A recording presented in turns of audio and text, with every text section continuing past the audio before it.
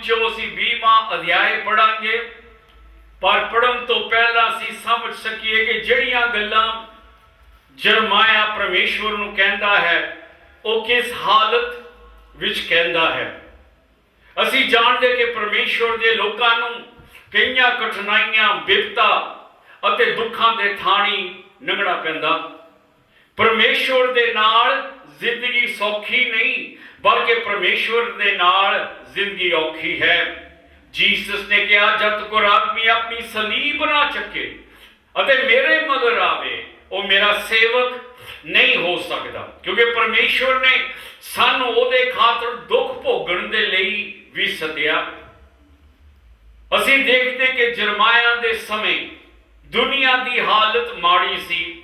ਦੁਨੀਆ ਦੀਆਂ ਤਾਕਤਾਂ ਲੜ ਰਹੀਆਂ ਸੀਗੀਆਂ ਪੂਰਬੀ ਦਿਸ਼ਾ ਦੇ ਮੁਲਕਾਂ ਨੂੰ ਆਪਣੇ ਕਾਬੂ ਵਿੱਚ ਕਰਨ ਲਈ। ਤਿੰਨ ਬਹੁਤ ਬੜੀਆਂ ਤਾਕਤਾਂ ਇਹ ਸਾਰੀਆਂ ਜਿਸ ਨੇ ਇੱਕ ਸਮੇਂ ਦੁਨੀਆ ਤੇ ਰਾਜ ਕੀਤਾ ਸੀ। ਫਿਰ ਮਿਸਰ ਦੇਸ਼, ਈਜਿਪਟ ਅਤੇ ਤੀਸਰਾ ਮੁਲਕ ਬੈਬੀਲੋਨ।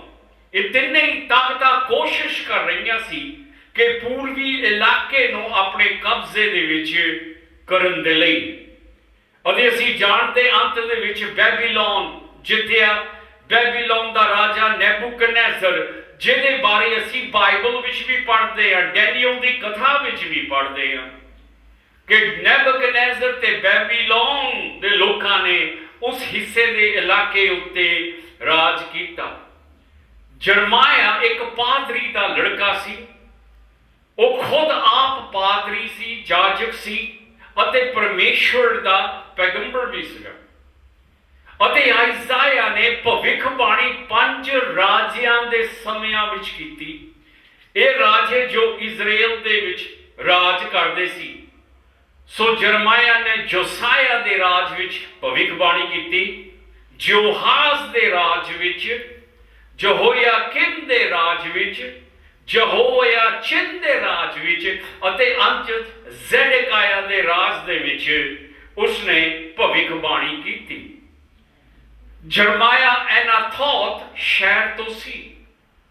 ਜਰਮਾਇਆ ਨੇ ਬਹੁਤ ਦੁੱਖ ਭੋਗੇ। ਅਗਰ ਤੁਸੀਂ ਉਹਦੀ ਕਿਤਾਬ ਪੜ੍ਹੋ, ਜਰਮਾਇਆ ਨੂੰ ਕਈ ਵਾਰੀ ਵਿਰਲਾਪੀ ਪੈਗੰਬਰ ਸੱਦਿਆ ਜਾਂਦਾ। ਉਹਦਾ ਮਤਲਬ ਰੋਣ ਵਾਲਾ ਪੈਗੰਬਰ।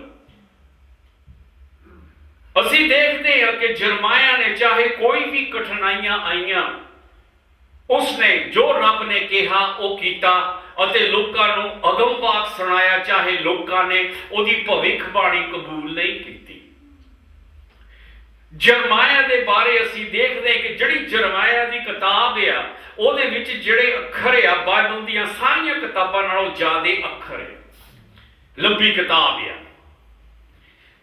ਅਤੇ ਜਰਮਾਇਆ ਆਪਣੇ ਲੋਕਾਂ ਦੇ ਦੁੱਖਾਂ ਨੂੰ ਜਾਣਦਾ ਸੀ। ਜਰਮਾਇਆ ਨੂੰ ਪਤਾ ਸੀ ਕਿ ਪਰਮੇਸ਼ਵਰ ਉਹਨੂੰ ਕੀ ਕਹਿ ਰਿਹਾ, ਕਿ ਇਜ਼ਰਾਈਲ ਉੱਤੇ ਬਹੁਤ ਜ਼ਿਆਦਾ ਕਸ਼ਟ ਆਉਣ ਵਾਲਾ, ਕਿ ਪਰਮੇਸ਼ਵਰ ਦਾ ਜਿਹੜਾ ਮੰਦਰ ਜਰੂਸਲਮ ਦੇ ਵਿੱਚ ਆ ਉਹ ਮੰਦਰ ਜਾਲਿਆ ਜਾਊ। ਉਹਨੂੰ ਪਤਾ ਸੀ ਜਰੂਸਲਮ ਦੀਆਂ ਜਿਹੜੀਆਂ ਕੰਧਾਂ ਢਾਈਆਂ ਜਾਣਗੀਆਂ ਅਤੇ ਉਹਨੂੰ ਪਤਾ ਸੀਗਾ ਕਿ ਕਈ ਲੋਕੀ ਤਲਵਾਰ ਦੀ ਧਾਰ ਦੇ ਨਾਲ ਮਾਰੇ ਜਾਣਗੇ। ਪਰਮੇਸ਼ਵਰ ਨੇ ਜਰਮਾਇਆ ਨੂੰ ਕਿਹਾ ਸੀ ਕਿ ਨੈਬੂਕਦਨੇਜ਼ਰ ਜਿਹੜਾ ਬੈਬੀਲੋਨ ਦਾ ਰਾਜਾ, ਉਸਨੇ ਯਹੂਦੀਆਂ ਦੇ ਨਾਲ ਕੀ ਕਰਨਾ ਆ। ਜਰਮਾਇਆ ਦੇ ਦਿਲ ਦੇ ਵਿੱਚ ਆਪਣੇ ਦੇਸ਼ ਤੇ ਆਪਣੀਆਂ ਲੋਕਾਂ ਦਾ ਦੁੱਖ ਸੀਗਾ। ਉਹਦੀਆਂ ਪੀੜਾਂ ਸਖਤ ਸੀਗੀਆਂ, ਦੁੱਖ ਉਹਦੇ ਸਖਤ ਸੀਗੇ। ਉਹਦੇ ਟਾਈਮ ਦੇ ਵਿੱਚ ਬਹੁਤ ਜ਼ਿਆਦਾ ਪੈਗੰਬਰ ਸੀ ਜਿਹੜੇ ਕਿ ਜਰਮਾਇਆ ਦੇ ਖਿਲਾਫ ਭਵਿੱਖਬਾਣੀਆਂ ਕਰਦੇ ਸੀ। ਇਹ ਜਿਹੜੇ ਪੈਗੰਬਰ ਉਹ ਝੂਠੇ ਪੈਗੰਬਰ ਸੀਗੇ। ਚਾਹੇ ਉਹ ਯਹੋਵਾ ਦੇ ਨਾਮ ਦੇ ਵਿੱਚ ਭਵਿੱਖਬਾਣੀਆਂ ਦਿੰਦੇ ਸੀ, ਪਰ ਯਹੋਵਾ ਕਹਿੰਦਾ ਨਾ ਮੈਂ ਇਹਨਾਂ ਨੂੰ ਜਾਣਦਾ ਆ ਅਤੇ ਨਾ ਮੈਂ ਇਹਨਾਂ ਦੇ ਰਾਹੀਂ ਬੋਲਿਆ। ਪਰ ਜਿਹੜੀ ਜਰਮਾਇਆ ਦੀ ਭਵਿੱਖਬਾਣੀ ਸੀ ਉਹ ਸੱਚੀ ਭਵਿੱਖਬਾਣੀ ਸੀ, ਕਿਉਂਕਿ ਪਰਮੇਸ਼ਵਰ ਨੇ ਜਰਮਾਇਆ ਨੂੰ ਆਪ ਚੁਣਿਆ। ਕਦੋਂ ਚੁਣਿਆ? ਜਦੋਂ ਹਜੇ ਉਹ ਜਵਾਨ ਸੀ, ਬਹੁਤ ਜਵਾਨ।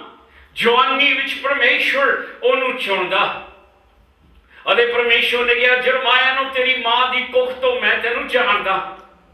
ਅਤੇ ਪਰਮੇਸ਼ਵਰ ਉਹਨੂੰ ਚੁਣਦਾ ਭਵਿੱਖਬਾਣੀ ਦੇਣ ਦੇ ਲਈ। ਅਸੀਂ ਇਹ ਵੀ ਦੇਖਦੇ ਕਿ ਜਰਮਾਇਆ ਨੂੰ ਪਤਾ ਸੀਗਾ ਕਿ ਉਹਦੇ ਜਿਹੜੇ ਲੋਕੀ ਆ ਉਹ ਕੈਦੀ ਬਣਾਏ ਜਾਣਗੇ।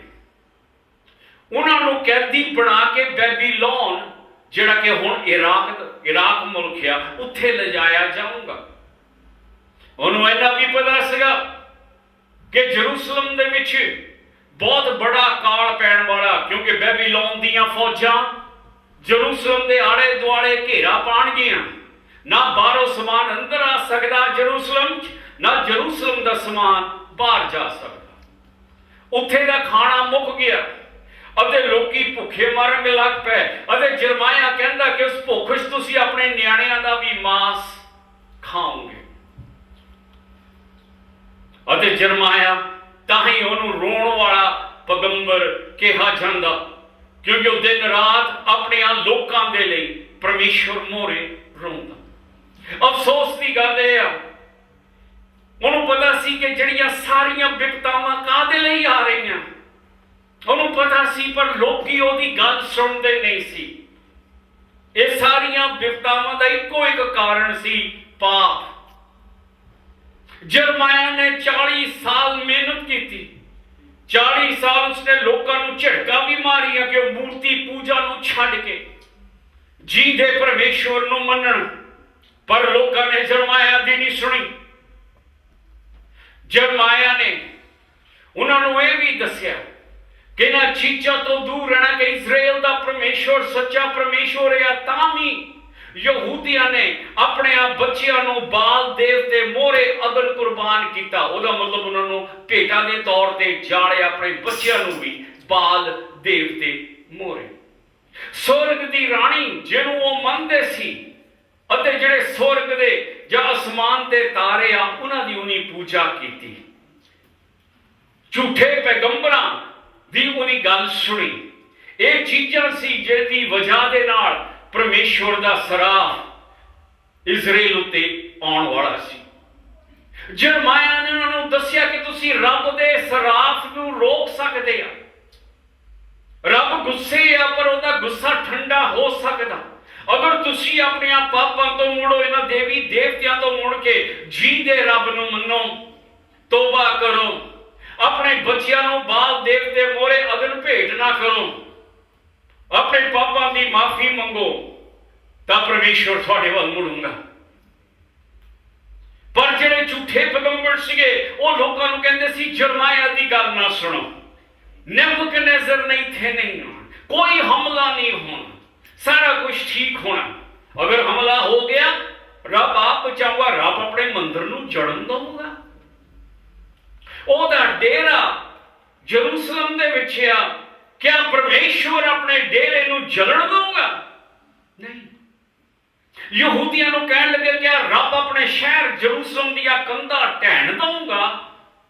ਨਹੀਂ। ਉਹਨੇ ਝੂਠੀ ਭਵਿੱਖਬਾਣੀ ਕੀਤੀ, ਕਿਉਂਕਿ ਰੱਬ ਮੰਦਰਾਂ ਵੱਲ ਨਹੀਂ ਦੇਖਦਾ, ਉਹ ਆਦਮੀ ਵੱਲ ਦੇਖਦਾ। ਉਹਨੂੰ ਮੰਦਰਾਂ 'ਚ ਕੋਈ ਦਿਲਚਸਪੀ ਨਹੀਂ। ਜਰੂਸਲਮ ਦਾ ਮੰਦਰ ਸੋਹਣਾ ਸੀ, ਖੂਬਸੂਰਤ ਸੀ, ਪਰ ਰੱਬ ਨੂੰ ਮੰਦਰ ਵਿੱਚ ਦਿਲਚਸਪੀ ਨਹੀਂ ਸੀ, ਕਿਉਂਕਿ ਮੰਦਰ ਸਿਰਫ ਪੱਥਰ ਤੇ ਇੱਟਾਂ ਆ। ਉਹਨੂੰ ਦਿਲਚਸਪੀ ਇਨਸਾਨ ਦੇ ਵਿੱਚ ਸੀ। ਹਾਂ, ਰੱਬ ਆਪਣੇ ਮੰਦਰ ਨੂੰ ਜਲਣ ਦਊਗਾ। ਇੱਥੇ ਤੱਕ ਕਿ ਰੱਬ ਆਪਣੇ ਨੇਮ ਦੇ ਸੰਦੂਕ ਨੂੰ ਵੀ ਦੁਸ਼ਮਣਾਂ ਦੇ ਹਵਾਲੇ ਹੋਣ ਦਊਗਾ। ਅਸੀਂ ਪੜ੍ਹਿਆ ਕਿ ਜਦੋਂ ਇਜ਼ਰਾਈਲ ਦੇ ਨਾਲ ਲੜਾਈ ਕਰੀ ਲੱਗੀ ਤਾਂ ਫਿਲਿਸਤੀਨ ਦੇ ਲੋਕ ਆਏ, ਤਾਂ ਬਾਈਬਲ ਕੀ ਕਹਿੰਦੀ, ਉਹ ਰੱਬ ਦਾ ਸੰਦੂਕ ਚੱਕ ਕੇ ਲੈ ਗਏ। ਤਾਂ ਯਹੂਦੀ ਕਦੇ ਮੰਨਿਆ ਨਹੀਂ ਸੀ ਕਿ ਰੱਬ ਆਪਣਾ ਸੰਦੂਕ ਇਜ਼ਰਾਈਲ ਤੋਂ ਦੂਰ ਜਾਣ ਦਊਗਾ। ਪਰ ਇੱਥੇ ਅਸੀਂ ਦੇਖਦੇ ਕਿ ਲੋਕਾਂ ਨੂੰ ਝਟਕਾ ਲੱਗਾ ਜਦੋਂ ਫਿਲਿਸਤੀਨਾਂ ਨੇ ਰੱਬ ਦੇ ਸੰਦੂਕ ਨੂੰ ਚੱਕ ਕੇ ਲੈ ਗਏ, ਕਿਉਂਕਿ ਲੋਕੀ ਝੂਠੀਆਂ ਗਲਤ ਚੀਜ਼ਾਂ ਵੀ ਯਕੀਨ ਕਰਦੇ, ਜੀਂਦੇ ਰੱਬ 'ਚ ਨਹੀਂ। ਸੰਦੂਕ ਨੇ ਉਹਨਾਂ ਨੂੰ ਬਚਾਉਣਾ ਨਹੀਂ ਸੀ, ਉਹ ਸਿਰਫ ਸੰਦੂਕ ਆ, ਨੇਮ ਦਾ ਸੰਦੂਕ, ਉਹ ਰੱਬ ਨਹੀਂ ਆ। ਲੋਕੀ ਬਾਈਬਲ ਮੋਰੇ ਮੱਥਾ ਟੇਕਦੇ, ਚੁੰਮਦੇ, ਸਰਾਣੇ ਥੱਲੇ ਰੱਖਦੇ ਕਿ ਰਾਤ ਨੂੰ ਬੁਰੇ ਸੁਪਨੇ ਆਉਣ। ਗਲਤ, ਕਿਉਂਕਿ ਸ਼ਕਤੀ ਬਾਈਬਲ ਦੇ ਵਿੱਚ ਨਹੀਂ ਆ, ਬਾਈਬਲ ਦੇ ਰੱਬ ਦੇ ਵਿੱਚ ਆ। ਆਦਮੀ ਗਲਤ ਚੀਜ਼ਾਂ ਵੱਲ ਦੇਖਦਾ, ਉਹ ਚੀਜ਼ਾਂ ਵੱਲ ਦੇਖਦਾ, ਪਰਮੇਸ਼ਵਰ ਵੱਲ ਨਹੀਂ ਦੇਖਦਾ। ਜਰਮਾਇਆ ਨੂੰ ਕਾਫੀ ਦੁੱਖ ਸਹਿਣੇ ਪਏ ਅਤੇ ਕਈ ਗੱਲਾਂ ਦੇ ਵਿੱਚ ਉਸ ਨੂੰ ਤਕਲੀਫਾਂ ਤੇ ਕੈਦਾਂ ਤੱਕ ਵੀ ਡੱਕਿਆ ਗਿਆ। ਅਸੀਂ 37ਵੇਂ ਅਧਿਆਇ 'ਚ ਦੇਖਦੇ ਹਾਂ ਜਰਮਾਇਆ ਦੇ ਕਿ ਜਰਮਾਇਆ ਯਰੂਸ਼ਲਮ ਤੋਂ ਬੈਂਜਮੀਨ ਆਪਣੇ ਇਲਾਕੇ ਵਿੱਚ ਗਿਆ, ਆਪਣੇ ਖਾਨਦਾਨ ਨਾਲ ਜਾਇਦਾਦ ਦੇ ਹਿੱਸੇ ਦੇ ਮਾਮਲੇ ਬਾਰੇ, ਪਰ ਪਹਿਰੇਦਾਰਾਂ ਦੇ ਕਪਤਾਨ ਨੇ ਜਰਮਾਇਆ ਨੂੰ ਫੜਿਆ, ਉਹਨੂੰ ਕੈਦ ਸੁੱਟਤਾ, ਉਹਦਾ ਝੂਠਾ ਇਲਜ਼ਾਮ ਲਾਤਾ, ਤੂੰ ਤਾਂ ਚੈਲਡੀਅਨ ਤੇ ਬੈਬੀਲੋਨ ਲੋਕਾਂ ਵੱਲ ਜਾ ਰਿਹਾ ਹੈ। ਕਈ ਵਾਰੀ ਉਹਨੂੰ ਕੈਦ 'ਚ ਜਾਣਾ ਪਿਆ। ਅਸੀਂ ਪੜ੍ਹਦੇ ਹਾਂ ਕਿ ਜਰਮਾਇਆ ਦੇ ਦੁੱਖ ਵੱਧਦੇ ਗਏ। ਕਿੱਦਾਂ ਲੱਗਦਾ ਜਦੋਂ ਤੁਸੀਂ ਪ੍ਰਚਾਰ ਕਰਦੇ ਕੋਈ ਵੀ ਨਹੀਂ ਸੁਣਦਾ? ਕਿੱਦਾਂ ਲੱਗਦਾ ਜਦੋਂ ਸਾਰੇ ਤੁਹਾਨੂੰ ਕਹਿੰਦੇ ਕਿ ਤੁਸੀਂ ਗਲਤ ਬੋਲ ਰਹੇ ਹੋ ਪਰ ਸਾਡੇ ਪੈਗੰਬਰ ਸੱਚ ਬੋਲ ਰਹੇ ਹਨ? ਕਿੱਦਾਂ ਲੱਗਦਾ ਜਦੋਂ ਕਿ ਤੁਹਾਡੇ ਖੁਦ ਦੇ ਰਿਸ਼ਤੇਦਾਰ, ਤੁਹਾਡੇ ਖੁਦ ਦੇ ਘਰ ਵਾਲੇ, ਤੁਹਾਡੇ ਖੁਦ ਦੇ ਪਿਆਰੇ ਤੁਹਾਡੀ ਗੱਲ ਸੁਣਨ ਨੂੰ ਤਿਆਰ ਨਹੀਂ ਆ?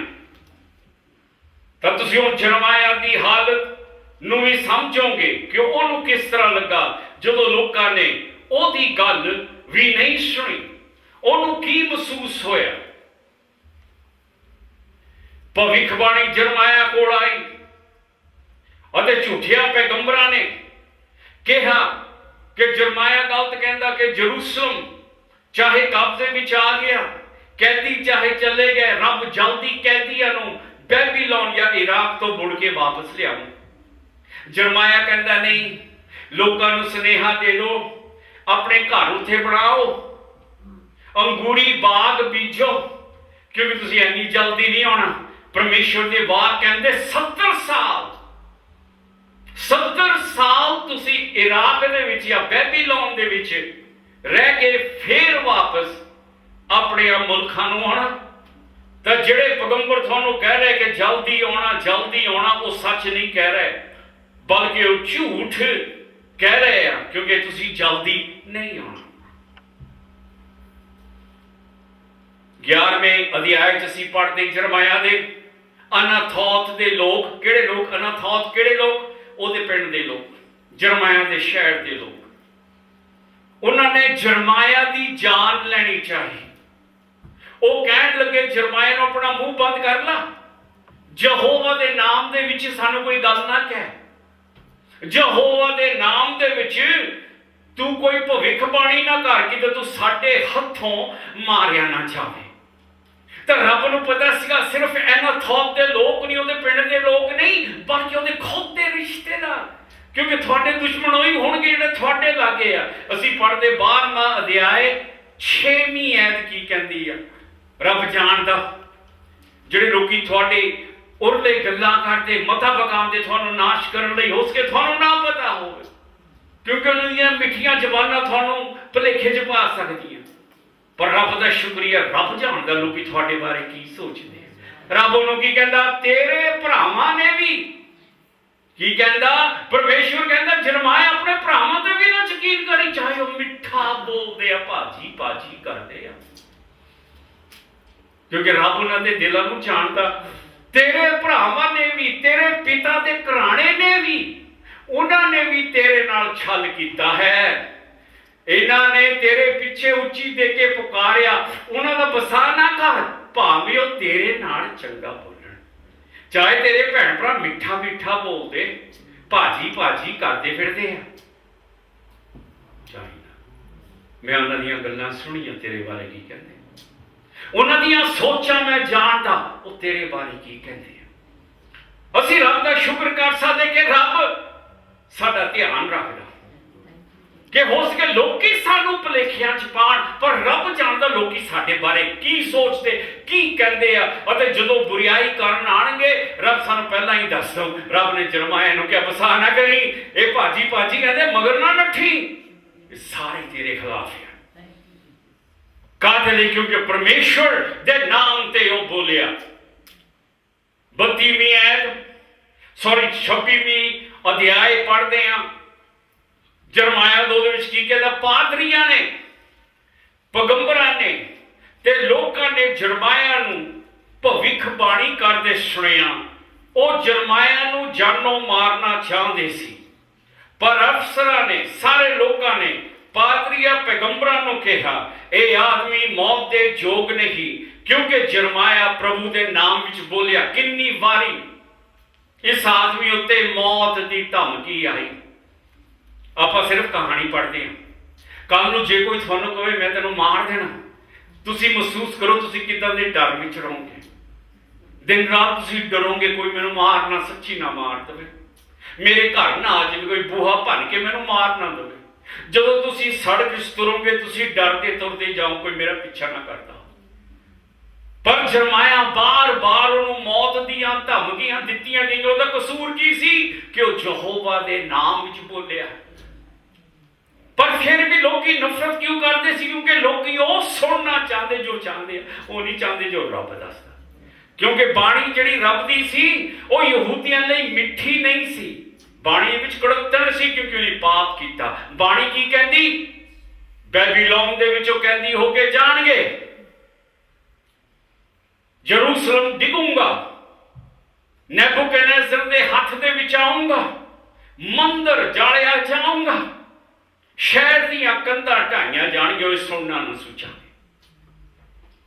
ਸੋ ਜਿਹੜੇ ਉਸ ਟਾਈਮ ਦੇ ਪਾਦਰੀ ਸੀ ਜਿਹੜੇ ਕਹਿੰਦੇ ਅਸੀਂ ਰੱਬ ਨੂੰ ਮੰਨਦੇ ਆ, ਉਸ ਟਾਈਮ ਦੇ ਝੂਠੇ ਪੈਗੰਬਰ, ਅੱਜ ਕੱਲ੍ਹ ਵੀ ਜਿਹੜਾ ਉੜਦਾ ਆਪਣੇ ਆਪ ਨੂੰ ਪੈਗੰਬਰ ਕਹਿੰਦਾ, ਉਸ ਟਾਈਮ ਦੇ ਵੀ ਝੂਠੇ ਪੈਗੰਬਰ ਉਹ ਵੀ ਜਰਮਾਇਆ ਨੂੰ ਮਾਰਨਾ ਚਾਹੁੰਦੇ ਸੀ।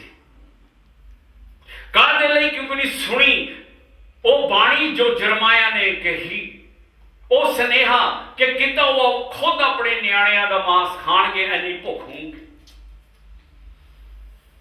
ਕਿ ਖੁਦ ਪਰਮੇਸ਼ਵਰ ਕੀ ਕਹਿੰਦਾ, ਤਲਵਾਰ ਦੀ ਧਾਰ ਦੇ ਨਾਲ ਮਾਰੇ ਜਾਣਗੇ। ਰੱਬ ਸਮਝ ਕੇ ਪੰਛੀਆਂ ਨੂੰ ਕਹੂੰਗਾ ਆ ਕੇ ਖਾਓ, ਉਹਨਾਂ ਦੀਆਂ ਲੋਥਾਂ ਆਕਾਸ਼ ਦੀਆਂ ਚਿੜੀਆਂ, ਜੰਗਲ ਦੇ ਜਾਨਵਰ ਖਾਣਗੇ। ਅਤੇ ਲੋਕੀ ਇਹ ਗੱਲਾਂ ਸੁਣਨੀਆਂ ਨਹੀਂ ਚਾਹੁੰਦੇ। ਤੁਸੀਂ ਸਵਰਗ ਬਾਰੇ ਬੋਲੋ, ਸਾਰੇ ਹੀ ਸੁਣਨਾ ਚਾਹੁੰਦੇ, ਨਰਕ ਬਾਰੇ ਬੋਲੋ, ਕੋਈ ਸੁਣਨਾ ਨਹੀਂ ਚਾਹੁੰਦਾ। ਪਰ ਜਰਮਾਇਆ ਲੋਕਾਂ ਤੋਂ ਡਰਿਆ ਨਹੀਂ। ਸੋ ਪਾਦਰੀਆਂ ਪੈਗੰਬਰਾਂ ਨੇ ਜਿਹੜੇ ਕਿ ਕਹਿੰਦੇ ਸੀ ਅਸੀਂ ਯਹੋਵਾ ਨੂੰ ਮੰਨਦੇ ਹਾਂ, ਉਹ ਜਰਮਾਇਆ ਨੂੰ ਮਾਰਨਾ ਚਾਹੁੰਦੇ ਸੀ। ਉਹਦੀ ਭਵਿੱਖਬਾਣੀਆਂ ਸੁਣੀਆਂ, ਪਰ ਰੱਬ ਬਚਾਓ ਦਾ ਰਾਹ ਬਣਾਉਂਦਾ।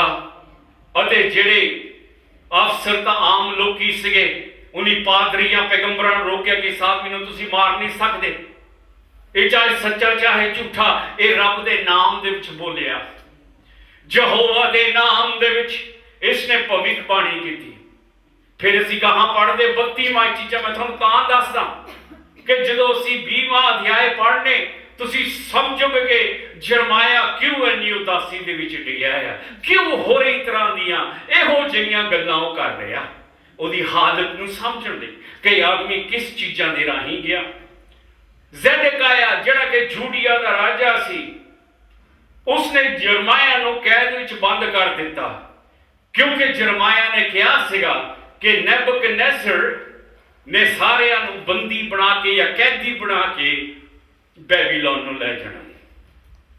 37ਵਾਂ ਅਧਿਆਇ ਅਸੀਂ ਦੇਖਦੇ ਕਿ ਜਦੋਂ ਉਹ ਅਸੀਂ ਪਹਿਲਾਂ ਦੇਖਿਆ ਸੀ 38ਵਾਂ ਅਧਿਆਇ ਮਾਫ ਕਰਨਾ, ਤਾਂ ਸਰਦਾਰਾਂ ਨੇ ਰਾਜੇ ਨੂੰ ਕਿਹਾ ਇਸ ਆਦਮੀ ਨੂੰ ਮਾਰ ਦਿੱਤਾ ਜਾਵੇ, ਉਹ ਫੌਜੀਆਂ ਦਾ ਹੌਸਲਾ ਢਾਉਂਦਾ ਹੈ। ਉਹਨਾਂ ਨੇ ਜਰਮਾਇਆ ਨੂੰ ਕਾਲ ਕੋਠੜੀ ਜਾਂ ਭੋਰੇ ਵਿੱਚ ਸੁੱਟ ਦਿੱਤਾ। ਉੱਥੇ ਕੋਈ ਪਾਣੀ ਨਹੀਂ ਸੀ, ਸਿਰਫ ਗਾਰਾ, ਗਾਰੇ ਵਿੱਚ ਖੁੱਬਦਾ ਜਾਂਦਾ। ਅਫਸਰ ਆਏ ਅਤੇ ਜ਼ੈਦਕਿਯਾਹ ਰਾਜੇ ਨੂੰ, ਜਿਹੜਾ ਕਿ ਯਹੂਦਾ ਦਾ ਰਾਜਾ ਸੀ, ਉਹਨੂੰ ਕਹਿਣ ਲੱਗੇ ਗੱਲ ਸੁਣੋ, ਇਹਦਾ ਆਦਮੀ ਫੌਜੀਆਂ ਦੇ ਦਿਲ ਨੂੰ ਢਾਉਂਦਾ ਕਾਹਦਾ, ਇਹ ਪ੍ਰਚਾਰ ਕਰੀ ਜਾਂਦਾ ਕਿ ਜੋ ਮਰਜ਼ੀ ਕਰ ਲਓ, ਨੈਬੂਕਦਨੇਜ਼ਰ ਨਹੀਂ ਆਉਣਾ, ਜੋ ਮਰਜ਼ੀ ਕਰ ਲਓ, ਸ਼ਹਿਰ ਡਿੱਗਣਾ ਉਹਦੇ ਮੂਹਰੇ, ਜੋ ਮਰਜ਼ੀ ਕਰ ਲਓ, ਯਰੂਸ਼ਲਮ ਢਾਇਆ ਜਾਊਗਾ। ਕਿ ਜਿਹੜੇ ਸਾਡੇ ਫੌਜੀ ਆ, ਇਹ ਫੌਜੀਆਂ ਦਾ ਹੌਸਲਾ ਇਦਾਂ ਦੀਆਂ ਗੱਲਾਂ ਕਰ ਕਰਕੇ ਢਾਉਂਦਾ, ਇਹ ਬੰਦੇ ਨੂੰ ਮਾਰ ਦਿਓ। ਤੁਸੀਂ ਜਰਮਾਇਆ ਨੂੰ ਫੜਿਆ, ਉਹਨੂੰ ਕਾਲ ਕੋਠੜੀ ਜਾਂ ਖੱਡੇ ਵਿੱਚ ਛੱਡ ਦਿੱਤਾ ਅਤੇ ਉੱਥੇ ਕੀ ਸੀਗਾ? ਗਾਰਾ। ਤਾਂ ਵਿਚਾਰਾ ਜਰਮਾਇਆ ਗਾਰੇ ਵਿੱਚ ਖੁੱਬਦਾ ਜਾਂਦਾ ਅਤੇ ਖੁੱਬਦਾ ਜਾਂਦਾ। ਇੱਥੇ ਤੁਸੀਂ ਦੇਖੋ ਉਸਨੇ ਕਿੰਨੀਆਂ ਬਿਪਤਾਵਾਂ ਭੋਗੀਆਂ। ਫਿਰ ਅਸੀਂ ਪੜ੍ਹਦੇ ਹਾਂ 16ਵਾਂ ਅਧਿਆਇ 1 ਤੋਂ 9 रब ਉਹਨੂੰ ਕਹਿੰਦਾ ਨਾ ਤਾਂ ਉਹ ਵਿਆਹ ਕਰ ਸਕਦਾ, ਜਰਮਾਇਆ ਨੂੰ ਰੱਬ ਕਹਿੰਦਾ ਨਾ ਉਹਦੇ ਨਿਆਣੇ ਹੋ ਸਕਦੇ, ਰੱਬ ਕਹਿੰਦਾ ਨਾ ਤੂੰ ਪਾਰਟੀਆਂ ਨੂੰ ਜਾਣਾ, ਨਾ ਕਿਸੇ ਸੋਗ ਦੇ ਵਿੱਚ ਆਉਣਾ। ਇਦਾਂ ਦੇ ਬੰਦੇ ਦੀ ਜ਼ਿੰਦਗੀ ਦੇਖੋਗੇ ਰੱਬ ਤੁਹਾਨੂੰ ਇਹ ਚੀਜ਼ਾਂ ਸਾਰੀ ਕਵੇ। ਇੱਕ ਤਾਂ ਲੋਕੀ ਦੁੱਖ ਦਿੰਦੇ, ਇੱਕ ਤੁਹਾਡੇ ਰਿਸ਼ਤੇਦਾਰ ਖਿਲਾਫ, ਇੱਕ ਤੁਹਾਡੇ ਖੁਦ ਦੇ ਭਰਾ ਖਿਲਾਫ, ਇੱਕ ਸਾਰਾ ਚਰਚ ਤੁਹਾਡੇ ਖਿਲਾਫ, ਪਾਦਰੀ ਵੀ ਭਗਤ ਵੀ। ਇੱਕ ਰੱਬ ਕਹਿੰਦਾ ਤੁਸੀਂ ਬਿਆਨ ਨਹੀਂ ਕਰ ਸਕਦੇ, ਤੇਰਾ ਟੱਬਰ ਨਹੀਂ ਹੋ ਸਕਦਾ। ਕਿੰਨੀ ਔਖੀ ਤੁਹਾਡੀ ਜ਼ਿੰਦਗੀ ਹੋਊਗੀ। ਕੀ ਕਹਿੰਦਾ ਰੱਬ? ਯਹੋਵਾ ਦਾ ਬਚਨ ਮੇਰੇ ਕੋਲ ਆਇਆ, ਤੂੰ ਇਸ ਸਥਾਨ ਵਿੱਚ ਨਾ ਆਪਣੇ ਲਈ ਤੀਵੀ ਲੈ, ਨਾ ਤੇਰੇ ਪੁੱਤਰ ਧੀਆਂ ਹੋਣ। ਕਿਉਂ? ਜੋ ਯਹੋਵਾ ਉਹਨਾਂ ਪੁੱਤਰਾਂ ਵਿਖੇ, ਉਹਨਾਂ ਧੀਆਂ ਵਿਖੇ ਜਿਹੜੇ ਸਥਾਨ ਵਿੱਚ ਜੰਮੇ, ਉਹਨਾਂ ਦੀਆਂ ਮਾਵਾਂ ਲਈ ਜਿਨ੍ਹਾਂ ਨੇ ਉਹਨਾਂ ਨੂੰ ਜਣਿਆ, ਉਹਨਾਂ ਦੇ ਪੇਵਾਂ ਲਈ ਜਿਨ੍ਹਾਂ ਤੋਂ ਜੰਮੇ, ਯੂ ਆਖਦਾ ਹੈ ਉਹ ਮੌਤ ਵਾਲੀਆਂ ਬਿਮਾਰੀਆਂ ਨਾਲ ਵਰਣਗੇ। ਰੱਬ ਕਹਿੰਦਾ ਜਰਮਾਇਆ ਅਖੀਰਲਾ ਸਮਾਂ, ਅੱਜ ਵੀ ਅਸੀਂ ਉਸੇ ਟਾਈਮ 'ਚ ਰਹਿ ਰਹੇ। ਦੁਨੀਆ ਵਿਗੜ ਰਹੀ, ਬਦਲ ਰਹੀ। ਰੱਬ ਆ ਕੇ ਚਲੇ ਗਏ, ਇੱਥੇ ਨਰਕ ਵਾਂਗੂ ਬਣੂ ਦੁਨੀਆ 'ਚ। ਕਹਿੰਦਾ ਜਰਮਾਇਆ ਤਾਂ ਮੈਂ ਕਹਿੰਦਾ ਤੇਰੇ ਪੁੱਤ ਨਾ ਹੋਣ, ਨਾ ਧੀਆਂ ਹੋਣ।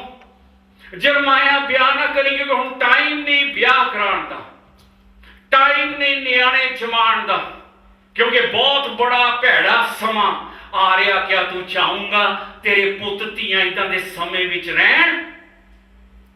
ਕਿਆ ਤੂੰ ਆਪਣੀ ਅੱਖਾਂ ਨਾਲ ਦੇਖ ਸਕੂੰਗਾ ਕਿ ਤੇਰੇ ਪੁੱਤ ਧੀਆਂ ਨਾਲ ਕੀ ਹੁੰਦਾ?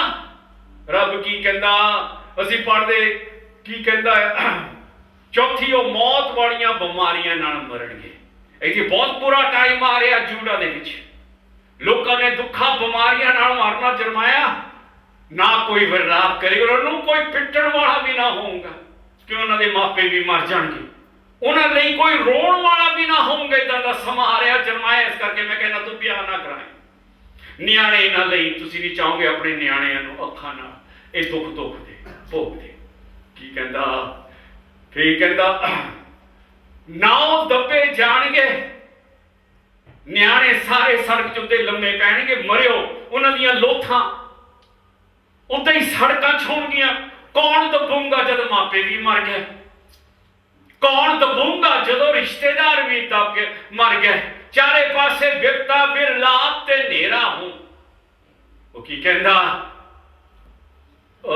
ਨਾ ਕੋਈ ਨਾ ਦਬ, ਉਹ ਭੂਮੀ ਉੱਤੇ ਰੂੜੀ ਵਾਂਗੂ ਹੋਣਗੇ। ਉਹ ਤਲਵਾਰ ਕਾਲ ਨਾਲ ਮੁੱਕ ਜਾਣਗੇ। ਜਦ ਤਲਵਾਰ ਨਾ ਮਾਰੇ ਜਾਣਗੇ। ਕਿਹਦੀ ਤਲਵਾਰ? ਨੇਬੂਕਦਨੇਸਰ ਦੀ। ਕਾਲ ਭੁੱਖ ਨਾਲ ਮਾਰੇ ਜਾਣਗੇ। ਉਹਨਾਂ ਦੀਆਂ ਲੋਥਾਂ ਆਕਾਸ਼ ਦੇ ਪੰਛੀ, ਧਰਤੀ ਦੇ ਦਰਿੰਦੇ ਖਾਣ ਲਈ ਹੋਣਗੇ। ਦਬਣਾ ਦੇ ਇੱਕ ਪਾਸੇ ਰਹਿ ਗਏ। ਚਿੜੀਆਂ ਆ ਕੇ ਉਹਨਾਂ ਦਾ ਮਾंस ਖਾਣਗੀਆਂ, ਜੰਗਲ ਦੇ ਜਾਨਵਰ ਆ ਕੇ ਉਹਨਾਂ ਨੂੰ ਖਾਣਗੇ। ਇਦਾਂ ਦਾ ਭੈੜਾ ਸਮਾਂ ਜਰਮਾਇਆ ਆ ਰਿਹਾ। ਯਹੋਵਾ ਤਾਂ ਇਉਂ ਆਖਦਾ ਹੈ, ਤੂੰ ਸੋਗ ਵਾਲੇ ਘਰ ਨਾ ਵੜ, ਨਾ ਵਿਰਲਾਪ ਲਈ ਜਾ, ਨਾ ਉਹਨਾਂ ਲਈ ਰੋ। ਕਿਉਂ? ਜਿਸ ਪ੍ਰਜਾ ਤੋਂ ਮੈਂ ਆਪਣੀ ਸ਼ਾਂਤੀ ਲੈ ਲਈ। ਕੋਈ ਮਰ ਜਾਵੇ ਜਰਮਾਇਆ ਤੂੰ ਜਾਈ ਨਾ, ਮਕਾਣੀ ਤੂੰ ਨਾ ਜਾਈ। ਉਹ ਰੋਣਗੇ ਉਹਨਾਂ ਨਾਲ ਤੂੰ ਨਾ ਰੋਣੀ। ਕਾਹਦੇ ਲਈ? ਕਿਉਂਕਿ ਮੈਂ ਆ ਜਿਹਨ ਸ਼ਾਂਤੀ ਦੂਰ ਲੈ ਗਿਆ। ਅੱਜ ਅਸੀਂ ਦੁਨੀਆ ਦੇਖਦੇ ਆ, ਰੱਬ ਸ਼ਾਂਤੀ ਦੂਰ ਰਹਿ ਗਿਆ। ਅਸੀਂ ਸਾਰੇ ਮੌਤ ਦੇ ਡਰ, ਜਿਹੜੀ ਬਿਮਾਰੀ ਆ ਸਾਡੇ ਵਿੱਚੋਂ ਕਿਹਨੂੰ ਵੀ ਜਾਂ ਕਿਸੇ ਨੂੰ ਵੀ ਮਾਰ ਸਕਦੀ ਆ। ਅਸੀਂ ਇਸ ਮੌਤ ਦੇ ਵਿੱਚ ਬੈਠੇ, ਸਾਰੀ ਦੁਨੀਆ ਇਸ ਮੌਤ ਦੇ ਵਿੱਚ ਬੈਠੀ, ਲੱਖਾਂ ਦੇ ਲੱਖਾਂ ਮਰ ਰਹੇ। ਅਸੀਂ ਅੱਜ ਆਪਣੀ ਦੁਨੀਆ 'ਚ ਦੇਖਿਆ ਕਿ ਕਈਆਂ ਜਗ੍ਹਾ ਦੇ ਵਿੱਚ ਜਗ੍ਹਾ ਵੀ ਨਹੀਂ ਮੁਰਦਿਆਂ ਨੂੰ ਦੱਬਣ ਦੇ ਲਈ। ਲੋਕਾਂ ਨੇ ਸੜਕਾਂ ਦੇ ਵਿੱਚ ਮੁਰਦੇ ਰੱਖੇ। ਅਸੀਂ ਇੰਡੀਆ ਦੇ ਵਿੱਚ ਵੀ ਦੇਖਿਆ। ਬਿਪਤਾ ਦੇ ਦਿਨ, ਭਿਆਨਕ ਦਿਨ, ਅਖੀਰਲੇ ਦਿਨ। ਜਰਮਾਇਆ ਤੋਂ ਰੋਈ ਨਾ, ਕੋਈ ਨਹੀਂ ਚੱਲਣਾ, ਕਿਉਂਕਿ ਮੈਂ ਆ ਜਿਹਨ ਸ਼ਾਂਤੀ ਦੂਰ ਲੈ ਗਿਆ। ਸਾਡੀ ਦੁਨੀਆ 'ਚ ਸਾਲ ਹੋ ਗਿਆ, 1.5 ਸਾਲ 2 ਸਾਲ ਸ਼ਾਂਤੀ ਚਲੇ ਗਈ। ਉਹ ਚੀਜ਼ ਨਹੀਂ ਰਹੀ, ਉਹ ਦੁਨੀਆ ਨਹੀਂ ਰਿਹਾ, ਉਹ ਹਾਲਤਾਂ ਨਹੀਂ ਰਹੀਆਂ, ਕਿਉਂਕਿ ਸ਼ਾਂਤੀ ਰੱਬ ਨੇ ਦੂਰ ਕੀਤੀ ਆ। ਇਹ ਸ਼ਾਂਤੀ ਰੱਬ ਦੂਰ ਲੈ ਗਿਆ, ਕਿਉਂਕਿ ਲੋਕਾਂ ਨੇ ਉਹਦੇ ਵੱਲ ਆਪਣੇ ਆਪ ਨੂੰ ਮੋੜਿਆ ਨੇ। ਫਿਰ ਦੇਖੋ, ਤੂੰ ਸੋਗ ਵਾਲੇ ਘਰ ਨਾ ਵੜ, ਨਾ ਵਿਰਲਾਪ ਲਈ ਜਾ, ਉਹਨਾਂ ਲਈ ਰੋ। ਕਿਉਂ? ਜੋ ਪਰਜਾ ਤੋਂ ਮੈਂ ਆਪਣੀ ਸ਼ਾਂਤੀ ਲੈ ਲਈ ਹੈ। ਅਰਥਾਤ ਆਪਣੀ ਦਇਆ ਤੇ ਰਹਿਮ। ਕੋਈ ਮੈਂ ਦਇਆ ਨਹੀਂ ਕਰਨੀ, ਕੋਈ ਮੈਂ ਰਹਿਮ ਨਹੀਂ ਕਰਨਾ। ਰੱਬ ਕਹਿੰਦਾ ਯਹੋਵਾ ਦਾ ਵਾਕਿਆ इस देश विच वड्डे छोटे मर जाणगे, वो दबे ना जाणगे, ना लोग उन्हां लई रोणगे, ना अपने आप नूं पुछणगे, ना भद्दण करवाउणगे। उन्हां दिनां कई देशों का रिवाज सी कि जदों कोई मरदा सी सारे बाल मुन लैंदे सी, भद्दड़ वो सी निशानी कि सो गया। जिद्दां अपने इंडिया दे विच कालियां घगरियां पा के तीवियां पिड़दियां होणियां, पता लगदा कोई मर गया। उसी तरह यहूदियां में जो अपने सारे बाल मुन लेंदे सी, सोग कि उन्हों का कोई मर गया। वो कहता लोगों ने अपने बाल भी नहीं मुनने, की कहता भुद्दड़ भी ना करनगे, दबे ना कोई मातम करने वाले लिए रोटी तोड़ेगा, ना मरे होए लिए दलास, ना कोई मरिया दलासा, ना कोई जिन्हों का मरिया उन्होंने रोटी खाना। कितना समा आ रहा, ना उन्होंने कोई तसल्ली का कटोरा अपने प्यो या अपनी माता लिए पीण देगा। तू दावत वाले घर ना जा। नंबर 1 ब्याह ना करा, नंबर 2 न्याणे ना लै, नंबर 3 जे किसी कोई मर जाए तू जाई ना, नंबर 4 पार्टियां ना जा। कोई पार्टी नहीं रही, कोई नचना कुदना भंगड़ा पाना कुछ नहीं रहा, सारिया चीज़ों का अंत आ रहा। असी संत दे विच खड़े हैं, असी संत दे विच आए हैं। की कहता तू पार्टी वाले घर ना जाई, की कहना तू दावत मतलब पार्टी खाना पीना, तू दावत वाले घर ना जा भई उन्हां नाल बैठ के खावे तो पीवे। टाइम पार्टी करन दा नहीं, मौज मेले करन दा नहीं, टाइम है रब दे मोहरे रोण पिटण दा। क्यों जो इजराइल का परमेश्वर सेना का यहोवा फरमाउंदा, वेख मैं इस स्थान तो तेरियां अखां दे सामने जरमाया ये चीज़ां तू देखनी आया, जो मैं करन वाला रब कहंदा, तो अपनी अखां नाल देखूंगा। तेरियां अखां समय तेरियां दिनां विच अखीरले दिन हुण आया साडे दिनां च, साडे बाप दादे दिनां च वो बेचारे मर के चले गए, साडे दिनां च क्राइस्ट का समा आ रहा, साडे दिनां च दुनिया अंत वाल जा रही है, साडे दिनां च साडे माँ बाप दिनां नूं चले गए बेचारे, साडे समय च परमेश्वर सेना का जो फरमाना, वेख मैं स्थान तो तेरियां अखां दे सामने तेरे दिनां विच खुशी दी आवाज, आनंद दी आवाज, लाड़े दी आवाज, लाड़ी दी आवाज बंद कर देंगा। कोई खुशी नहीं जरमाया तेरे दिनां, ना कोई भंगड़ा पो, ना कोई नचू टप्पू, ना किसी लाड़े की खुशी, ना किसी लाड़ी की खुशी, ना कोई पार्टियां, ना कोई गिद्दा, खत्म। सिर्फ दस मौत तड़पना। हुण तुसीं समझदे कि जरमाया दी जिंदगी कितनी औखी सी, किनिया दुखों च हो जा रहा। गाह रब उन्होंने कह रहा कि सारिया चीज़ां नहीं कर सकता, वह मतलब हुण वह कोई भी नहीं है, कल्ले का कल्ला हुण टब्बर भी नहीं लै सकता। रब कहता ब्याह नहीं कराना, बहुत खराब टाइम आ रहा। तुसीं नहीं चाहोगे वो चीज़ां देखना कि वो चीज़ां थोड़े न्याणे नाल होण, तुसीं नहीं चाहते वो बिपतावां थोड़े बच्चे ते आण जो आण वाली। इन्हां दुखों के बावजूद जरमाया परमेश्वर का काम करता गया। जो काम परमेश्वर ने उन्हें दिता सी, कई बारी उसका दिल टुटा, कई बारी उसका दिल किया रब का काम छड्डण लई। रब समझदा, कहना सौखा, जे तुसीं जाओ करना औखा, पर रब जरमाया नूं समझदा। रब जानदा जरमाया नूं, उहदे दिल नूं जानदा, उहदी तड़फड़ नूं, उहदे दुख नूं, उहदे कष्ट। वो परमेश्वर दे विच तां भी खड़ा रहा। उहनूं पता सीगा कि रब हमेशा उहदे नाल होऊगा, क्योंकि रब ने उहनूं कहा सी। परमेश्वर का जिहड़ा सद्दा सी, किहड़ा सद्दा भविखबाणी देनी, वो रब दे नाल वफादार रहा। अपने शक विच भी साढ़े दिलों च कई बार शक आते, अपने शक विच भी, अपनी निराशा विच भी, ते अपने गुस्से विच और रब तो मुड़िया नहीं। चाहे दिल च शक भी आए, कई बारी साडे दिलों च भी शक आउंदे, क्या रब मेरे नाल है, क्या सच्ची मैनूं बचा सकूंगा। कई बारी असीं निराशावां चीज़ां उदां नहीं जांदियां जिद्दां असीं चाहते, असीं सोचते कुछ है हुंदा कुछ। कई बारी सानूं गुस्सा भी आउंदा अपने आप ते, लोकां ते, कई बारी असीं रब नाल भी गुस्से। पर जरमाया चाहे उहदे विच गुस्सा भी आया, निराशा आई, शक आया, पर अपने रब दे नाल वफादार रहा। हुण असीं 20वां अध्याय पढ़ांगे ताकि हुण तुसीं समझ सकोगे कि 20वें अध्याय च जरमाया कई गल्लां कहंदा परमेश्वर नूं, पर क्यों कहंदा। इमेर जाजक दे पुत्र पशौर ने जिहड़ा यहोवा दे भवन दा वड्डा प्रधान सी, जरमाया नूं अगम वाक दियां ये गल्लां करदे सुणिया। तदे पशौर ने जरमाया नबी नूं मारिया, ओनू उस काठ विच पाया जिहड़ा बेंजमीन दे उतले फाटक ते है, भी यहोवा दे भवन कोल है। पशौर कौन सी? पशौर रब दे मंदिर दा प्रधान है, प्रधान साहब है मंदिर दे। पशौर ने सुनिया जो भविख बाणी जरमाया ने पहला टोपैत शहर विच कीती सी। पशौर उत्थे सी जदों भविख बाणी जरमाया ने मंदिर दे विच भी दोहराई,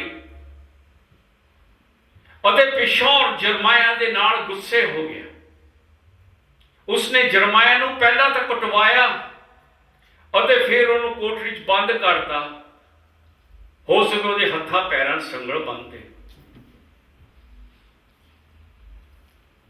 फिर गाहां पढ़ते हैं, तो इस तरह होया कि दूजे दिन पशौर ने जरमाया नूं काठ तो बाहर कढ़िया जिथे बन्निया गया सी, अते जरमाया ने उसनूं आख्या, यहोवा ने तेरा नाम पशौर नहीं सगों चारे पासे डर रखिया है। जरमाया कहंदा पशौर नूं, जदों पशौर ने दूए दिन आजाद किया, तेरा नाम पशौर नहीं है बल्कि चारे पासे डर। तू डर होगा अपने लिए, डर होगा उन्हां लोकां लिए जिहड़े तेरे विच यकीन करदे। यहोवा तां इस तरह फरमाउंदा है, वेख मैं तेरे ਲਈ ਅਤੇ तेरे सारे प्रेमियां ਲਈ ਜਿਹੜੇ तेरे मगर लगे आ, डर ਦਾ ਕਾਰਨ ਬਣਾਂਗਾ। जिथे भी नठोंगे रब कहना मैं उत्थे होऊंगा डर ना। पशौर सिर्फ तू नहीं, ਜਿਹੜੇ तेरे नाल दे फ्रेंड्स भी आ साथी उन्हां ਲਈ भी।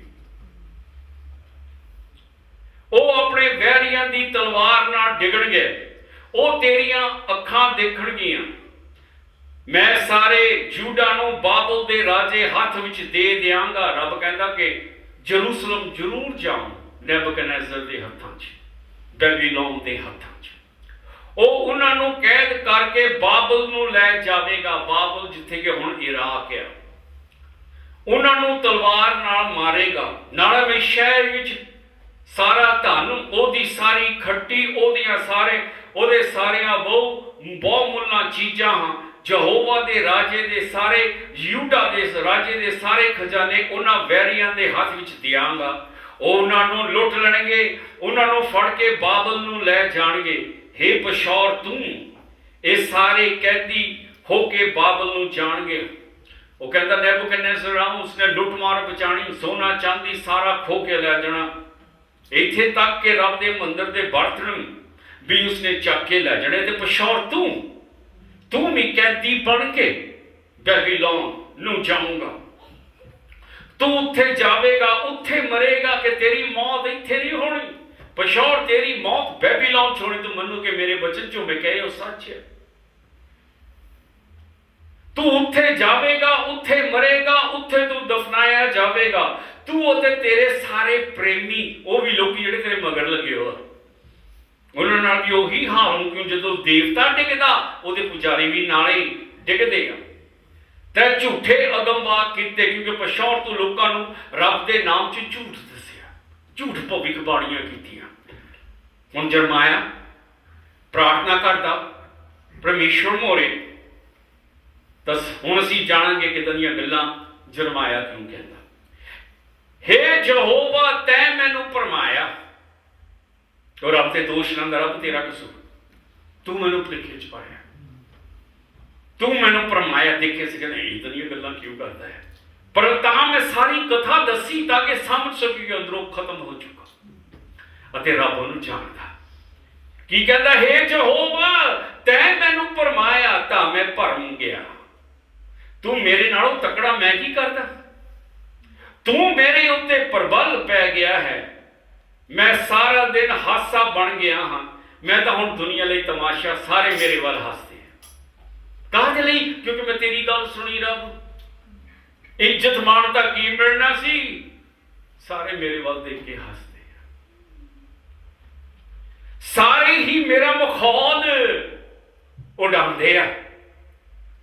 सो हुण असीं देखदे हां कि जरमाया रब दे अगे किस तरह कहता कि वह भरमाया गया। असीं पढ़ते हैं पहला अध्याय चौथी आयत जरमाया दी, तां यहोवा दा वचन ने आके मेरे कोल आया, ये तो पहला मैं तेनू ढिड विच साजिया, मैं तेनू जानदा हाँ। ये तो पहला तू कुखे निकलिया, मैं तेनू वखरा कीता, मां दी गोद तो तेनू मैं चुनिया। रब ओनू कहंदा, मैं तेनू कौमां लई नबी या पैगंबर मिथ्या। तां मैं आख्या, हाय प्रभु यहोवा वेख, मैं गल्लां करनी नहीं जानता, मैं छोकरा जो हाँ। यहोवा ने मैनू आख्या, तू ना आख मैं छोकरा हाँ, तू तो सारियां कोल जिन्हां कोल मैं तेनू घल्लांगा जावेगा, सब कुछ जो तेनू हुक्म देंगा तू बोलेगा, उन्हां दे अगे ना डरी। मैं तेनू छडाउण लई तेरे अंग संग जो हार यहोवा दा वाक है। सो तां कहंदा, रब तू मैनू भुलेखे च पाया। चेता रब जब तू मेरे कोल आया मैं अजे जवान ही सी, तेन मैं की किया, रब मैनू नहीं पता यह काम का। हाँ तू मैनू जानदा होऊंगा मां दी कुख तो, तू मैनू कहंदा पैगंबर बन, मैं तो नियाणा आ, मैनू नहीं पता की गल करनी की कहना। मैं तो ना कीती सी ना, पर रब मनिया नहीं, वो नहीं मनिया। वो कहंदा तेन मैं बखरा कीता, तेन मैं चुनिया जरमाया। रब ने उसदी ना नहीं सुनी, उन पच मारिया, मैं तो छोकरा, मैं नियाणा आ रब। पर रब ने उसकी गल नहीं सुनी, तो नहीं तू जाऊं, तू बोलू, मैं तेरे नाल हूं, तू डरी ना। की कहंदा रब नूं, की कहंदा तू ना आख मैं छोकरा है, तू ये ना कह मैं नियाणा है। क्यों?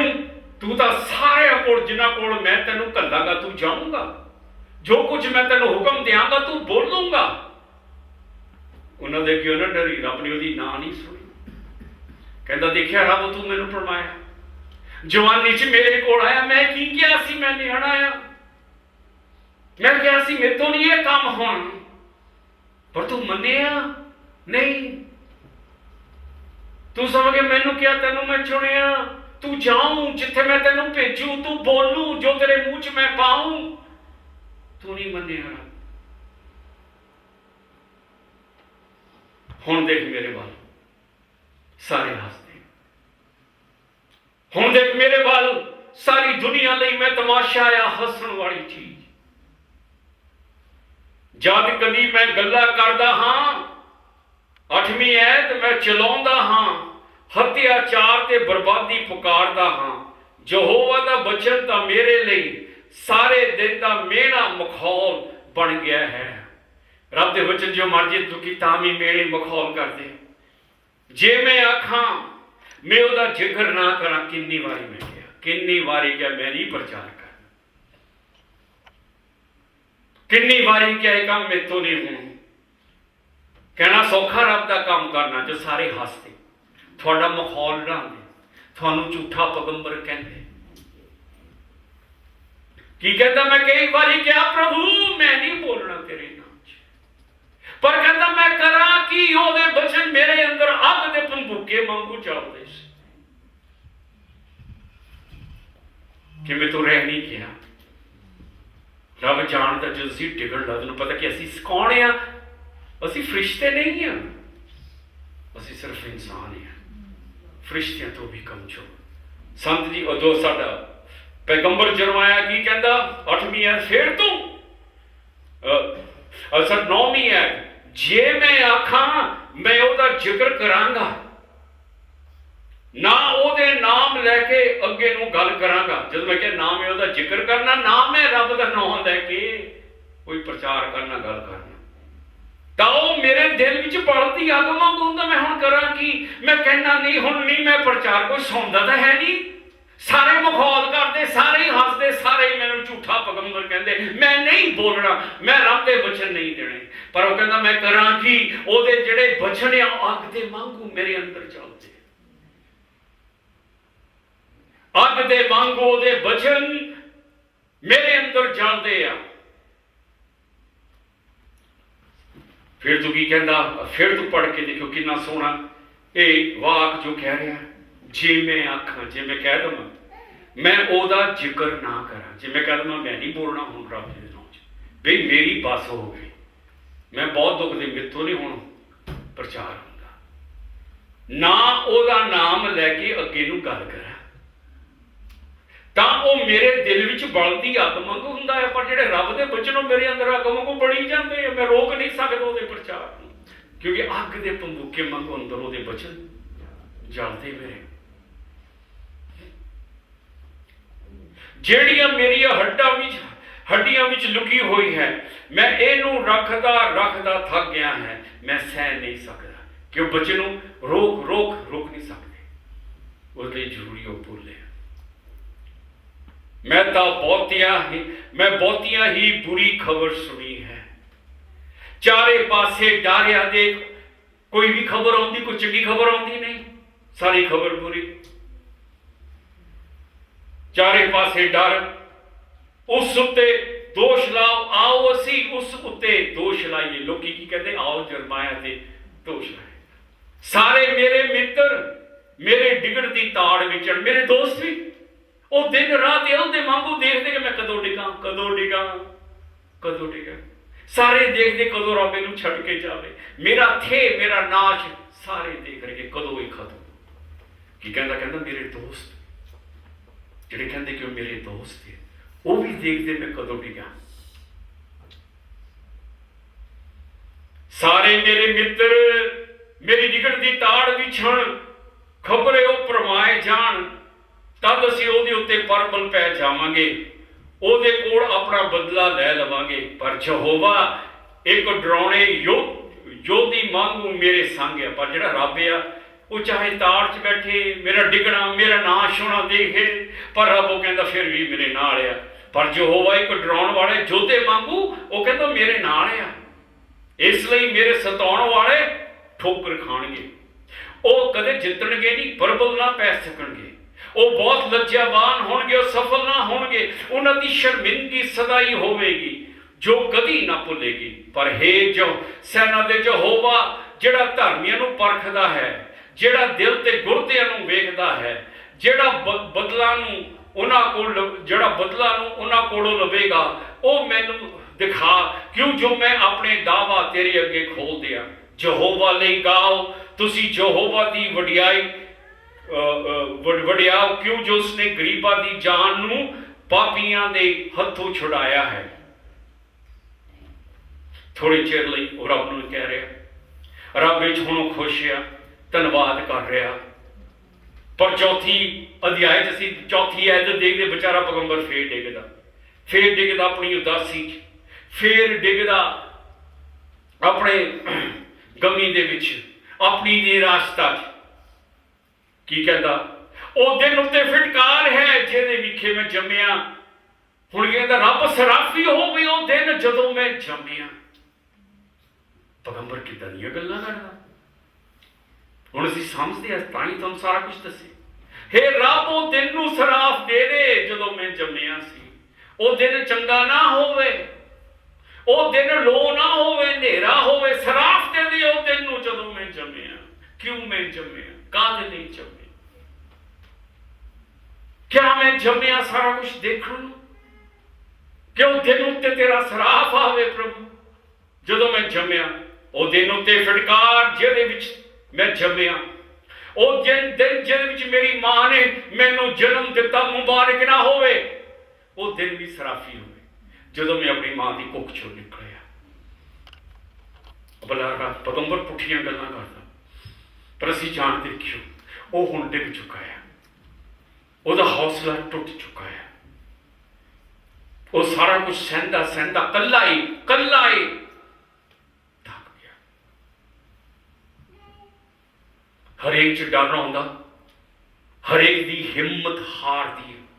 ਜੀਸਸ ਨੇ ਵੀ ਬਾਗ ਚ ਕਿਹਾ, ਪਿਤਾ ਜੇ ਹੋ ਸਕਦਾ ਇਹ ਪਿਆਲਾ ਦੂਰ ਲੈ ਜਾ। ਇੱਥੇ ਅਸੀਂ ਦੇਖਦੇ ਕਿ ਇਹਦਾ ਹੌਸਲਾ ਵੀ ਥੱਲੇ ਡਿੱਗ ਚੁੱਕਾ। ਲੋਕਾਂ ਲਈ ਉਂਗਲੀ ਕਰਨੀ ਸੌਖੀ ਹੈ, ਪਰ ਕਿਆ ਉਹ ਜਾਣਗੇ ਜੋ ਪੈਗੰਬਰ ਗਿਆ ਸੀ? ਕਿਆ ਉਹ ਦੁੱਖਾਂ ਰਾਹੀਂ ਜਾਣਗੇ? 15ਵੀਂ ਆਇਤ, ਫਟਕਾਰ ਉਸ ਮਨੁੱਖ ਉੱਤੇ ਜਿਹਨੇ ਮੇਰੇ ਪਿਓ ਨੂੰ ਖਬਰ ਦਿੱਤੀ। ਕਹਿੰਦਾ ਰੱਬ ਉਹਨੂੰ ਵੀ ਸਰਾਫ ਤੇ ਉਹ ਬੰਦਾ ਜਿਹੜਾ ਨੱਠਦਾ ਮੇਰੇ ਬਾਪੂ ਕੋਲ ਆਇਆ ਕਿ ਤੇਰੇ ਮੁੰਡਾ ਪੈਦਾ ਹੋ। ਇਹ ਰੱਬ ਉਹ ਬੰਦੇ ਨੂੰ ਵੀ ਸਰਾਫ ਤੇ ਦੇ ਜਿਹੜਾ ਮੇਰੇ ਬਾਪੂ ਕੋਲ ਨੱਠਾ ਗਿਆ ਕਿ ਉਹਦੇ ਘਰ ਮੁੰਡਾ ਅੱਜ ਪੈਦਾ ਹੋ ਗਿਆ। ਦੇਖੋ ਜਿਹੜੇ ਕਿੰਨਾ ਉਹ ਡਿੱਗ ਚੁੱਕਾ ਥੱਲੇ। ਰੱਬ ਉਹ ਆਪਣੀ ਜ਼ਿੰਦਗੀ ਨੂੰ ਸਰਾਫੀ ਸਮਝਦਾ, ਉਹ ਜੀਣਾ ਨਹੀਂ ਚਾਹੁੰਦਾ। ਸਰਾਫ ਦਿੰਦਾ ਉਹ ਦਿਨ ਨੂੰ ਜਦੋਂ ਜੰਮਿਆ, ਸਰਾਫ ਦਿੰਦਾ ਉਹ ਬੰਦੇ ਨੂੰ ਵੀ ਜਿਹੜਾ ਖਬਰ ਲੈ ਕੇ ਬਾਪੂ ਕੋਲ ਗਿਆ ਤੇਰੇ ਮੁੰਡਾ ਪੈਦਾ ਹੋਇਆ।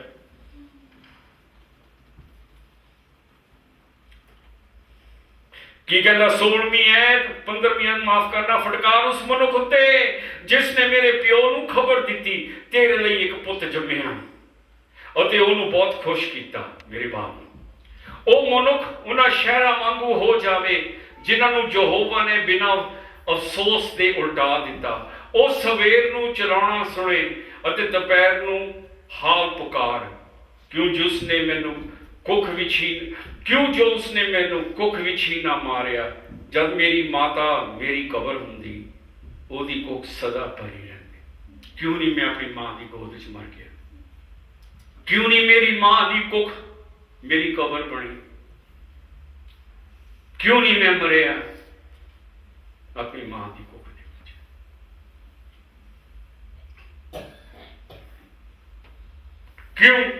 ਕਿਉਂ ਕੁੱਖੋਂ ਬਾਹਰ ਆਇਆ? ਕਸ਼ਟ ਤੇ ਗਮ ਦੇਖਣ ਲਈ ਤਾਂ ਹੀ ਮੈਂ ਆਪਣੀ ਮਾਂ ਦੀ ਕੁੱਖ ਚੋਂ ਨਿਕਲਿਆ ਸੀ। ਦੁੱਖ ਦੇਖਣ ਤਾਂ ਹੀ ਮੈਂ ਆਪਣੀ ਮਾਂ ਦੀ ਕੁੱਖ ਚੋਂ ਨਿਕਲਿਆ, ਸਾਰੀ ਬੁਰਾਈ ਦੇਖਣ ਲਈ। ਮੈਂ ਕਿਉਂ ਕੁੱਖੋਂ ਬਾਹਰ ਆਇਆ? ਕਸ਼ਟ ਤੇ ਗਮ ਦੇਖਣ ਲਈ, ਭਈ ਮੈਂ ਆਪਣਾ ਦਿਨ ਸ਼ਰਮਿੰਦਗੀ ਵਿੱਚ ਕੱਟਾਂ। ਹੁਣੇ ਤੁਸੀਂ ਫੜ ਸਕਦੇ ਸਭ ਸਾਡੇ ਮਾਫ ਕਰਨਾ ਕਿ 20 ਮਾਹ ਦਿਆ ਪੈਗੰਬਰ ਕਿਉਂ ਇਹ ਗੱਲਾਂ ਕਰ ਰਿਹਾ ਅਤੇ ਰੱਬ ਉਹਨੂੰ ਕੁਛ ਨਹੀਂ ਕਹਿ ਰਿਹਾ, ਕੋਈ ਜਵਾਬ ਨਹੀਂ ਦਿੰਦਾ। ਰੱਬ ਉਹਨੂੰ ਕੁਛ ਨਹੀਂ ਕਹਿੰਦਾ, ਰੱਬ ਉਹਤੇ ਉਂਗਲੀ ਵੀ ਨਹੀਂ ਕਰਦਾ। ਰੱਬ ਉਹਨੂੰ ਸੁਣੀ ਜਾ, ਕਿਉਂਕਿ ਉਹਨੂੰ ਪਤਾ ਕਿ ਆਦਮੀ ਟੁੱਟ ਚੁੱਕਾ ਹੈ। ਪਰ ਰੱਬ ਬਚਨ ਦਿੰਦਾ, ਉਥੋਂ ਇੱਕਦਮ ਟੁੱਟਣ ਨਹੀਂ ਦੋ। ਉਹ ਜ਼ਰੂਰ ਆਉਂ ਤੁਹਾਡੇ ਦਿਲ ਨੂੰ ਮਜ਼ਬੂਤ ਕਰਨਗੇ। ਆਮੀਨ। ਜੀਸਸ ਓ ਜਰਮਾਇਆ ਦੇ ਪਰਮੇਸ਼ਰ, ਇਜ਼ਰਾਈਲ ਦੇ ਪਰਮੇਸ਼ਰ, ਤੁਸੀਂ ਸਾਡੇ ਸਾਰੇ ਕਸ਼ਟ ਦੁੱਖ ਤਕਲੀਫ ਨੂੰ ਜਾਣਦੇ ਤੇ ਸਮਝਦੇ, ਸਾਰੇ ਦੁੱਖਾਂ ਨੂੰ ਤੁਸੀਂ ਜਾਣਦੇ ਪਿਤਾ। ਅੱਜ ਦਾ ਜੋ ਪ੍ਰਚਾਰ ਸੁਣਿਆ ਤੁਹਾਡਾ ਧੰਨਵਾਦ ਕਿ ਜਿੱਥੇ ਤੱਕ ਸਾਡੀ ਆਵਾਜ਼ ਜਾਂਦੀ, ਜੋ ਲੋਕੀ ਤੁਹਾਡੇ ਬਚਨਾਂ ਨੂੰ ਸੁਣਦੇ, ਉਹਨਾਂ ਸਾਰਿਆਂ ਦੇ ਪ੍ਰਭੂ ਤੁਹਾਡੀ ਆਤਮਾ ਦੀ ਬਰਕਤ, ਤੁਹਾਡੀ ਆਤਮਾ ਦੀ ਸ਼ਕਤੀ, ਤੁਹਾਡੀ ਆਤਮਾ ਦੀ ਸ਼ਾਂਤੀ ਹੋਏ। ਪ੍ਰਭੂ ਪ੍ਰਾਰਥਨਾ ਕਰਦੇ ਉਹਨਾਂ ਸਾਰਿਆਂ ਨੂੰ ਆਪਣੇ ਚਰਨਾਂ ਵਿੱਚ ਲੈ ਕੇ ਆ। ਪ੍ਰਭੂ ਪਰਮਾਤਮਾ ਪ੍ਰਾਰਥਨਾ ਕਰਦੇ ਕਿ ਤੁਹਾਡੀ ਆਤਮਾ ਪ੍ਰਭੂ ਨਾਲ ਸਾਰਿਆਂ ਨੂੰ ਬਚਾਵੇ, ਮੁਕਤੀ ਦਾ ਚਾਨਣ ਉਹਨਾਂ ਦੀ ਜ਼ਿੰਦਗੀ ਵਿੱਚ ਚਮਕਾ। ਜੀਸਸ ਨਾਮ ਦੁਆਰਾ ਸਾਡੇ ਪਿਤਾ ਜੋ ਸਵਰਗ ਵਿੱਚ ਹੈ, ਤੁਹਾਡਾ ਨਾਮ ਪਵਿੱਤਰ ਮੰਨਿਆ ਜਾਏ, ਤੁਹਾਡਾ ਰਾਜ ਆਵੇ, ਤੁਹਾਡੇ ਹੁਕਮਾਂ ਤੇ ਚੱਲਿਆ ਜਾਏ, ਜ਼ਮੀਨ ਤੇ ਜਿਸ ਤਰ੍ਹਾਂ ਸਵਰਗ ਵਿੱਚ ਹੈ। ਪਰਮੇਸ਼ਵਰ ਸਾਨੂੰ ਅੱਜ ਦਾ ਖਾਣਾ ਦਿਓ, ਸਾਡੇ ਪਾਪਾਂ ਨੂੰ ਮਾਫ ਕਰੋ, ਅਸੀਂ ਸਾਰਿਆਂ ਨੂੰ ਮਾਫ ਕਰੋ ਜਿਨੀ ਸਾਡੇ ਖਿਲਾਫ ਪਾਪ ਕੀਤੇ, ਸਾਨੂੰ ਪ੍ਰੀਖਿਆ 'ਚ ਪੈਣ ਤੋਂ ਬਚਾਓ, ਬੁਰੀਆਈ ਤੋਂ ਬਚਾਓ। ਤੁਹਾਡਾ ਹੈ ਰਾਜ, ਮਹਿਮਾ, ਸ਼ਕਤੀ ਸਾਡੇ ਪ੍ਰਭੂ ਜੀਸਸ ਦੁਆਰਾ। ਆਮੀਨ।